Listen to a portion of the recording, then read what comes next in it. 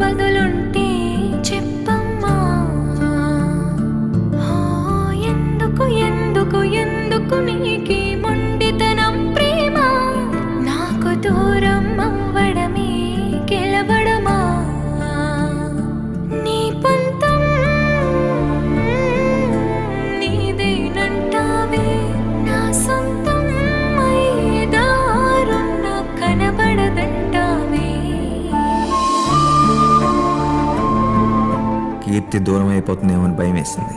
25 రోజులుగా ఒక్క మూమెంట్ కోసం ఎదురు చూశాను. రోజులు గంటలు అయిపోతున్నాయి, గంటలు నిమిషాలు అయిపోతున్నాయి. ఒక్క మూమెంట్.